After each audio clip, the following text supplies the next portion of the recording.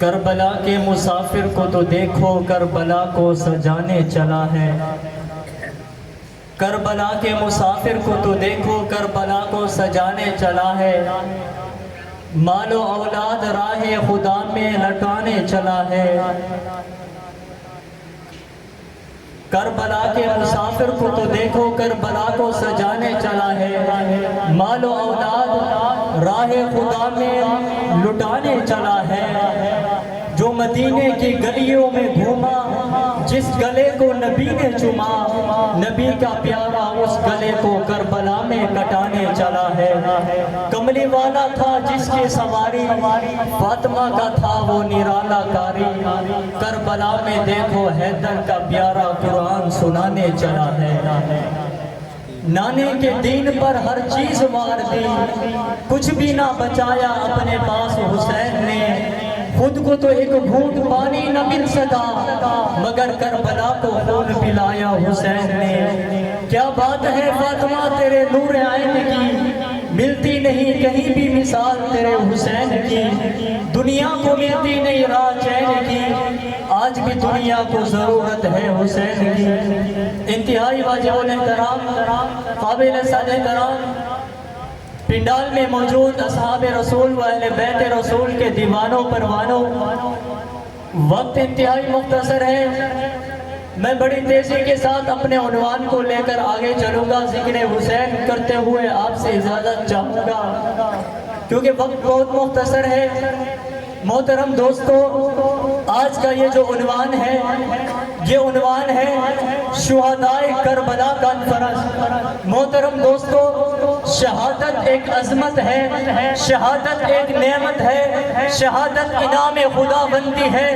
ہر چیز کے لیے فنا ہے لیکن شہید کے لیے بقا ہے.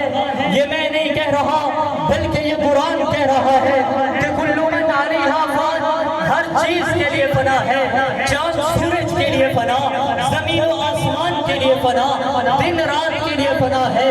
دنیا کے اندر انبیاء آئے چلے گئے, صحابہ آئے چلے گئے, لوگ آتے گئے چلتے گئے, کیونکہ ہر چیز کے لیے فنا ہے, کوئی بھی باقی نہیں رہے گا. میں نے کہا ربا میں تو باقی رہنا چاہتا ہوں, میں تو مرنا نہیں چاہتا, میں ہمیشہ جینا چاہتا ہوں. ہمیشہ جینا چاہنے کا فارمولا کیا ہے, طریقہ کیا ہے؟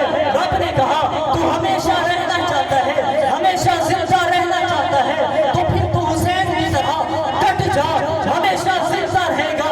اس لیے فرمایا وَلَا تَقُولُوا لِمَن يُقْتَلُ فِي سَبِيلِ اللَّهِ أَمْوَاتٌ, جو شخص نام خدا میں کٹ جائے, راہ خدا میں کٹ جائے, وہ زندہ ہے. اس کو مردہ نہ کہو. وہ بدر میں کٹے تب بھی زندہ ہے, احد میں کٹے تب بھی زندہ ہے, کربلا میں کٹے تب بھی زندہ ہے. اس لیے فرمایا کہ جو مال راہ خدا میں لگ جائے وہ مال باقی, اولاد لگ جائے اولاد باقی, منصب لگ جائے منصب باقی. اس لیے صحابہ نے راہ خدا میں اپنی جانیں لٹا دی, عزتیں لٹا دی, مال لٹا دیا, بچے لٹا دیے, سب کچھ لٹا دیا. راہ خدا میں اپنا سب کچھ قربان کر دیا. لیکن رب نے ان کو ایسا زندہ کیا کہ 1400 سال گزر چکے ہیں. آج بھی قرآن اٹھا کر دیکھ لو, قرآن ان صحابہ کی تعریفیں کرتا ہوا نظر آتا ہے. میں نے کہا ربا ان صحابہ کی اتنا تعریفیں کیوں ہے کہ رب نے کہا کہ ان صحابہ نے اپنا سب کچھ میرے اوپر قربان کر دیا ہے. تو اس لیے قیامت تک میں نے ان کے نام کو بھی زندہ کر دیا ہے اور ان کے کام کو بھی زندہ کر دیا ہے. اس لیے فرمایا کہ جو راہ خدا میں کٹ جائے اس کو مردہ نہیں کہنا بلکہ وہ زندہ ہے. فرمایا مردہ کہنا تو دور کی بات, اس کو مردہ بھی نہیں سمجھنا چاہیے. میں نے کہا ربا یہ حسین جو ہے یہ زندہ ہے یا مردہ ہے؟ فرمایا حسین کو تو مردہ باد والے کہیں, حسین تو زندہ ہے, زندہ باد والوں کا ہے. اور ہم تو شہادت ملنے پر خوش ہوتے ہیں, خوشی محسوس کرتے ہیں کیونکہ یہ رب کی طرف سے ایک نعمت ہے. ہم واویلا نہیں کرتے. میں نے ان سے پوچھا کہ تم کیوں روتے ہو, اتنا واویلا کیوں کرتے ہو؟ تو تو کہنے لگا کہ ہم حسین کی جدائی پہ روتے ہیں۔ میں نے کہا بدبخت سیدھی بات کیوں نہیں کرتا، حسین کی جدائی پہ نہیں زینب کی بد دعا پہ روتا ہے۔ محترم دوستو، حضرت امام حسین جب کربلا میں پہنچے تو حضرت امام حسین کا پانی بند کر دیا گیا۔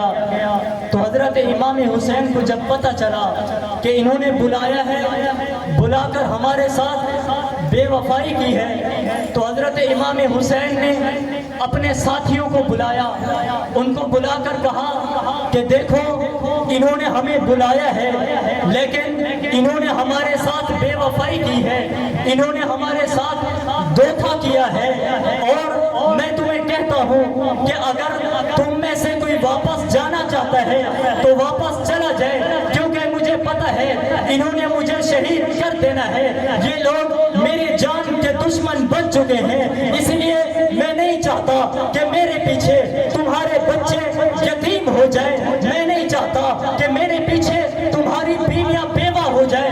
انہوں نے کہا کہ امام حسین ہم آپ کے ساتھ رہیں گے، اگر ہمارے بچے یتیم ہوتے ہیں تو ہو جائے، اگر ہماری بیویاں بیوہ ہوتی ہیں تو ہو جائے، لیکن ہم آپ کا ساتھ نہیں چھوڑیں گے، ہم آپ کے ساتھ رہیں گے، ہم تو خوشی سے کہیں گے کہ ہم نواز رسول کے ساتھی ہیں، ہم اصحاب حسین ہیں، یہ تو ہماری خوش نصیبی ہے۔ انہوں نے کہا کہ حسین ہم تیرے ساتھ رہیں گے، اور جب تک میں یہاں پر اگلی بات نہ کروں تو مجھے تقریر بھی آگے چلنے نہیں دیتی۔ جو نواسے کے ساتھ تھے وہ کہتے ہیں کہ حسین ہم تیرا ساتھ نہیں چھوڑیں گے، ہم سب کچھ تیرے اوپر قربان کر دیں گے، تیرے ساتھ جیئیں گے، تیرے ساتھ مریں گے، لیکن تیرا ساتھ نہیں چھوڑیں گے۔ ہم تو فخر سے بتائیں گے، دنیا کو بتائیں گے، تاکہ دنیا کو پتہ چل جائے جو حسین کے ساتھ تھے وہ چوری کھانے والے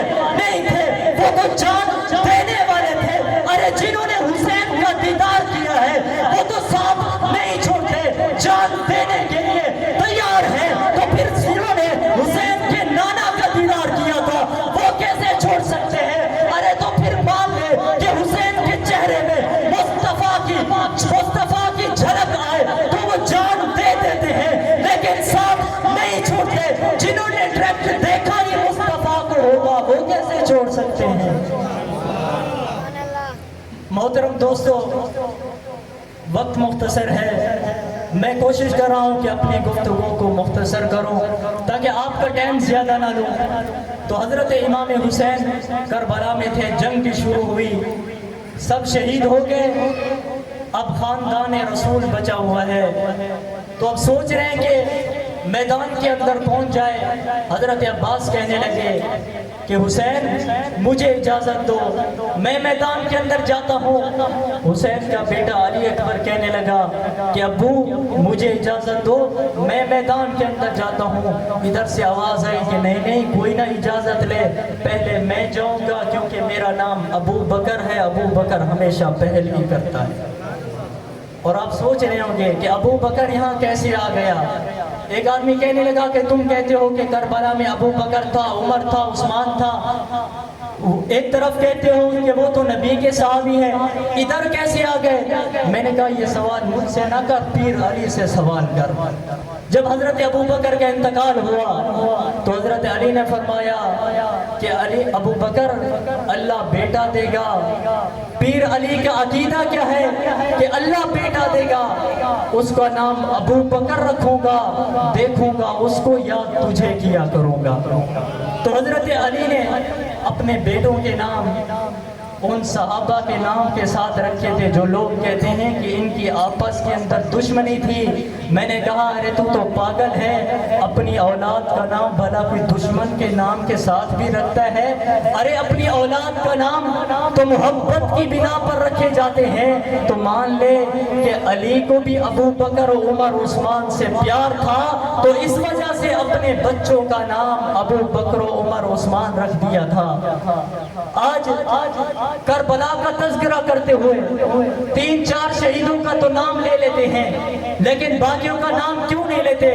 میں نے پوچھا کہ تم تو کہتے ہو کہ ہمیں علی سے بڑی محبت ہے، بڑا پیار ہے، لیکن کربلا کا تذکرہ کرتے ہوئے علی کے ان بیٹوں کا نام کیوں نہیں لیتے؟ ارے کربلا کی لسٹ اٹھا کر دیکھو کہ کربلا کے شہیدوں میں سے، خاندان رسول میں سے سب سے جو پہلا شہید ہے اس کا نام بھی ابو بکر ہے۔ سب کا نام لے لے گا لیکن الٹا لٹک جائے گا، ابو بکر کا نام نہیں لے گا، کیونکہ اس کو محبت نہیں، محبت ہوتی تو نام لیتا۔ تو میں عرض کر رہا تھا کہ خاندان رسول میں سب سے جو پہلا شہید ہے کربلا کے اندر، اس کا نام ابو بکر ہے۔ حضرت ابو بکر بھی شہید ہو گئے، عمر بھی شہید ہو گئے، عثمان بھی شہید ہو گئے۔ ارے ان کو محبت تھی تو انہوں نے نام اس وجہ سے رکھا تھا۔ اور میں نے کہا کہ حسین بڑا مظلوم ہے، تو کہنے لگا کہ آپ ان کو مظلوم اس وجہ سے کہتے ہیں کہ یہ کربلا کے اندر شہید ہو گیا، بلا کر بے وفائی کی گئی، بچوں سمیت کٹ گیا۔ میں نے کہا نہیں نہیں، میں نے اس وجہ سے مظلوم نہیں کہا کہ وہ بچوں سمیت کٹ گیا، بلا کر بے وفائی کی گئی ہے، بلکہ میں نے حسین کو مظلوم اس لیے کہا ہے کہ حسین کی 60 سالہ زندگی کو بیان نہیں کیا جاتا، حسین کے بچپن کا تذکرہ کیوں نہیں کیا جاتا؟ میں نے حسین کو تو مظلوم اس لیے کہا ہے کہ حسین کے کردار کا تذکرہ کیوں نہیں کیا جاتا، حسین کی عبادت کا تذکرہ کیوں نہیں کیا جاتا؟ میں نے تو مظلوم اس لیے کہا ہے کہ حسین کی 60 سالہ زندگی پہ پردہ ڈالا گیا ہے۔ ارے یہ کیوں نہیں بیان کرتا کہ حسین قاری تھا، حسین نمازی تھا؟ ارے یہ کیوں نہیں بیان کرتا کہ حسین داڑھی والا تھا؟ داڑھی کا تذکرہ کیوں نہیں کرتا؟ حسین کے 60 سالہ دور کو بیان کر، 60 سالہ زندگی کو بیان کر، یہ بھی پتا کہ حسین ابو بکر کا مرید تھا، عمر کا مرید تھا، عثمان کا مرید تھا، معاویہ کا مرید تھا۔ یہ تذکرہ کیوں نہیں کیا جاتا؟ حضرت حسین کے 60 سالہ زندگی کو کیوں چھپایا جاتا ہے؟ صرف 3 دنوں کو بیان کیا جاتا ہے، لیکن افسوس کی بات ہے کہ 1400 سالوں سے خطیب بھی کربلا میں ہے، عوام بھی کربلا میں ہے، نہ خطیب باہر نکلتا ہے نہ عوام کو باہر نکلتا ہے۔ ارے مجھے تو ان سے شکوہ نہیں ہے، ارے بریلوی تجھے کیا ہو گیا، اہل حدیث تجھے کیا ہو گیا، دیوبندی تجھے کیا ہو گیا، تو کیوں نہیں بیان کرتا؟ مجھے شکوہ ان سے نہیں ہے کیونکہ ان کے پاس کردار حسین نہیں ہے۔ ارے تمہارے پاس تو کردار حسین میں ہے، اس وجہ سے تو وہ 1400 سالوں سے کربلا میں بند ہے، کیونکہ ان کے پاس کردار ہوتا تو باہر آتا، ان کے پاس کردار نہیں ہے۔ حسین شہید ہے، شہادت کا کردار ہمارے پاس موجود ہے۔ حسین قاری تھا، قرآن بھی ہمارے پاس موجود ہے۔ ارے حسین صحابہ کا ماننے والا تھا، صحابہ بھی ہمارے پاس موجود ہے۔ ارے حسین کی سیرت کا آغاز کرتا ہے، پھر سیرت کا آغاز کربلا سے نہیں ہوتا، سن 4 ہجری سے ہوتا ہے۔ حسین کی سیرت کا آغاز کرنا ہے تو یہاں سے بتا، جب حضرت علی نے حضرت فاطمہ سے شادی کی تھی تو شادی کا مشورہ کس نے دیا تھا؟ ابو بکر و عمر نے دیا تھا۔ حضرت علی کی جب حضرت فاطمہ سے شادی ہوئی تو جہیز کا سامان لانے والے کا نام ابو بکر تھا، نکاحوں کے گواہوں میں سے ایک کا نام ابو بکر تھا، دوسرے کا نام عمر تھا۔ تو 1400 سالوں سے کربلا میں اس لیے پڑا ہے، اگر تو باہر آ جائے تو تجھے بتانا پڑے گا۔ ارے یہ نہیں بتاتا کہ حسین نے 25 حج کیے، یہ بھی نہیں بتاتا۔ کیوں نہیں بتاتا؟ مجھے پتا ہے، اگر تو کرتا تو بتاتا، یہ بھی نہیں بتاتا۔ جب حضرت فاطمہ کا جنازہ رکھا ہوا ہے، صحابہ بھی موجود ہے، اہل بیت بھی موجود ہے، عباس بھی موجود ہے، حسن بھی موجود ہے، حسین بھی موجود ہے، علی بھی موجود ہے، ابو بکر بھی موجود ہے، یہ سارے موجود ہیں۔ جناب علی المرتضیٰ نے ابو بکر کا ہاتھ پکڑا، کہا ابو بکر آپ جنازہ پڑھیں۔ جناب ابو بکر نے کہا کہ علی فاطمہ الزہرا کا جنازہ آپ پڑھو۔ جناب علی المرتضیٰ نے فرمایا کہ ابو بکر تجھے مصطفیٰ نے آگے کیا ہے، جسے نبی آگے کرتے اسے علی کیسے پیچھے کر سکتا ہے؟ سبحان اللہ۔ بڑے افسوس کی بات ہے کہ ایک طرف محبت کا دعویٰ کرتے ہو، علی کو تو مانتے ہو لیکن علی کے امام ابو بکر کو نہیں مانتے. کہتے ہو کہ ہمیں بڑی محبت ہے حسین سے، حسین کو تو مانتے ہو، حسین کے اماموں کو نہیں مانتے. یہ کیسی محبت ہے؟ اور ایک مرتبہ حضرت سیدنا صدیق اکبر گزر رہے تھے تو حضرت علی المرتضیٰ بھی آ رہے تھے.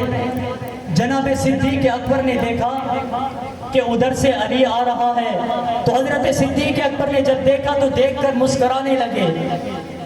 تو جناب علی المرتضیٰ نے فرمایا کہ ابو بکر آپ مسکرائے کیوں ہو؟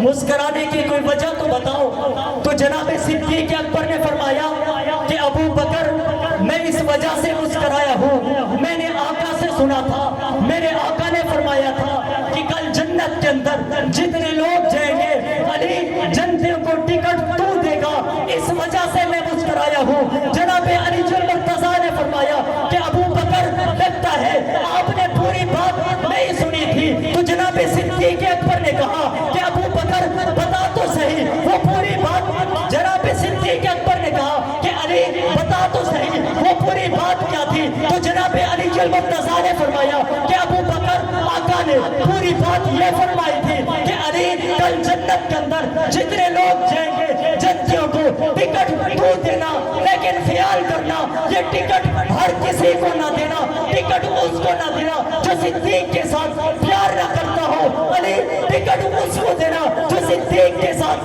محبت کرتا ہو. اللہ کی قسم ہے جب یہ بات آتی ہے تو ہمیں کوئی عبادت پہ ناز نہیں ہے، نہ روزے پہ ناز ہے، نہ تراویح پہ ناز ہے، نہ حج پہ ناز ہے. جب یہ بات آتی ہے کہ علی ٹکٹ اس کو دینا جو صدیق کے ساتھ پیار کرتا ہو تو رب کعبہ کی قسم ہے تسلی ہو جاتی ہے کہ جو کچھ ہو جائے کبھی ہم نے ابو بکر سے غداری نہیں کی ہے.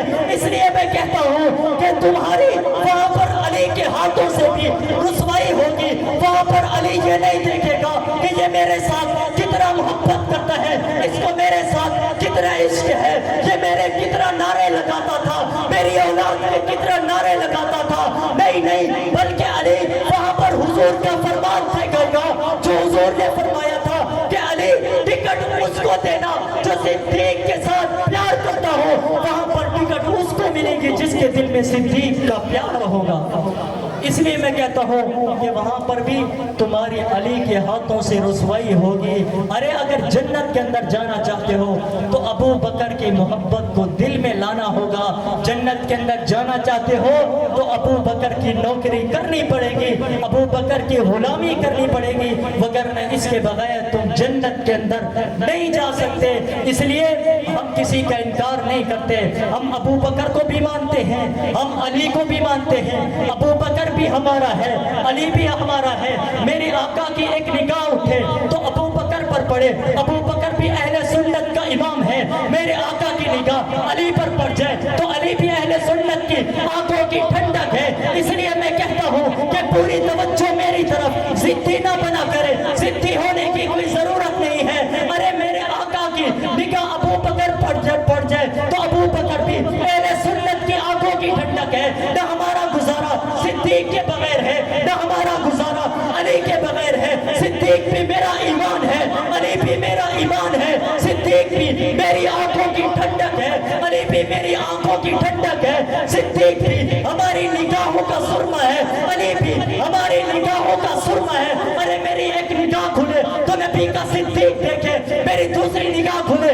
تو نبی کا علی دیکھے. نہیں بلکہ معذرت کے ساتھ میں ان مقدس ہستیوں کے لیے ایک آقا کا استعمال نہیں کرتا، بلکہ میں کہتا ہوں میرا ایک دل ہے، میرے اسی دل میں نبی کا صدیق رہتا ہے اور اسی دل میں محمد کا علی بھی رہتا ہے.